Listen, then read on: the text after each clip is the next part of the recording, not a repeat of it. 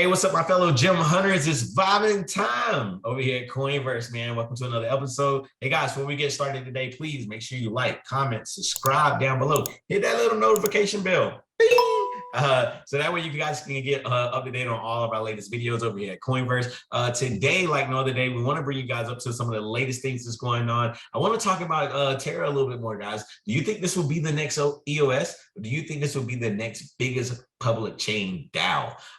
Let us know what you guys think. I want to bring up a couple of tweets that I seen today. It was a lot of speculation, a lot of things going on Twitter today. You know, CZ got it started today. So, and then, you know, Luna Foundation had some tweets today, as well as Do Kwon. So I'm gonna go ahead and share my screen here, guys, and we're gonna jump right into it. So let me get this thing started here. And sometimes my computer wants to be touched. So my shortcuts don't work. So, all right. So let's get this started here. I'm gonna go to full screen. Okay, so we're gonna get started right over here. And it was pretty much, you know, CZ here talking earlier today, and just some, he was talking about, you know, number one, he went into what Binance had involved in Terra and talking about, you know, having $3 million invested, and then it's seeing it at 1.5 billion, and wanting to express transparency.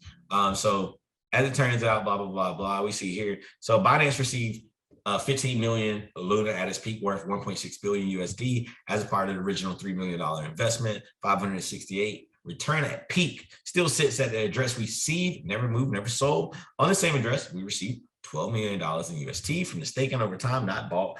Also never sold, never moved. Now it is important to lead by example, protecting users. Binance will let this go and ask Terra project to compensate the retail users first Binance last, if ever. So this is pretty much a forward move by Binance to say, hey, look, let's start this. We'll start this DAO, and we'll not only that, we'll start with a big community effort and telling you guys what we have on chain, and show you guys on chain what we're willing to offer, right? And they pretty much want a lot of whales to also offer this same type of deal, give back to the community, right? And this was one of those things that kind of took off on Twitter today, and everybody was excited. And you know, you can see here 6,000 or on this tweet, or on the tweet itself, you know, 2,500 or 3,800 likes, 8,000 retweets, and a lot of comments on this.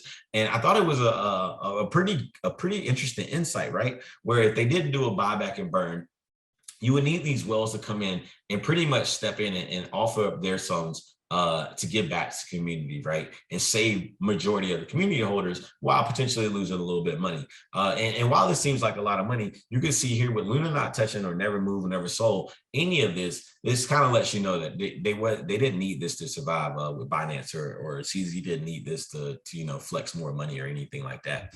But then it was interesting because Luna Foundation guards came out today, or you know, well, let's get over to you know, what Do Kwon said earlier, and it was Do Kwon that came out and said, you know, UST or Terra is more than UST, and he talked about, you know, another proposal today, and they were talking about coming out with another token and how these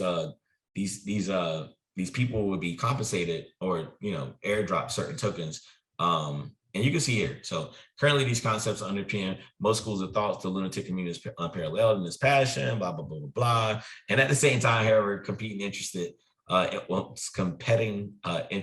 from very stakeholders in Luna, UST, and stake and Terra builders make it extremely difficult to unlikely to achieve consensus on a cohesive, congruent plan. So basically what they're saying here is that, you know, they don't think they can say what they have right now in Luna and the UST pair. So they want to just kind of branch outside of that, start this new token, and then give these the new Luna will be airdropped to Luna stakeholders. And they pretty much want to burn Luna in transactions, and how much we don't know. I think they're going to vote upon it in the DAO and see something else with that. And they're talking about coming out with this Terra 2.0. As you can see here, it's focused on developers, and developers get the immediate emergency allocation of Luna tokens to fund runway. I don't know, like while CZ was giving it hope this morning, he ended up coming back, guys, a little bit later than that, and he just put shaking his head. So why did he put that? I don't think CZ was a fan of this. I think I think he was talking about with the fork, it wouldn't add any liquidity, and it wouldn't add any more trust into the foundation or to the ecosystem that Luna has. So I'm not sure how all this is going to fan out, guys. It's going to be something interesting to watch. I know Do Kwon, he has, you know, this mindset where he has all this figured out and things of that nature. But again, this is something that we could see potentially turn into one of those EOSs type of situations, or we could potentially see this turn into one of the biggest public DAOs. And if CZ takes this type of leadership and he's offering like this, but again, if they go to this fork, it's going to be difficult to say. We're going to keep watching what the community says. But we definitely want to keep you guys up to date on this. Guys, this is not the time to be buying and trading Luna unless you know what you're doing. We wouldn't advise it. I think until this plan comes out and there's something solid from the DAO that's voted upon and come back, I think it's unfair to jump to any conclusions. But I do like what CZ was talking about today and trying to, you know, offer up some of the shares and giving back to some of the long-term holders and really and putting the community first. And I think that, you know, that would be the great thing to do. And will Terra do that? I'm not sure. I think that, you know, Do Kwon has another plan with this new token, and he thinks it, and he has a plan to, in a way that this thing could, you know, potentially revitalize the ecosystem. But guys, I'm not sure. We're going to keep you guys up to date here. We're going to keep, if it's anything you guys want to talk about in the comments, leave them down below. Let us know what you guys think about this. Do you like the new token? Did you want to see this more of a DAO?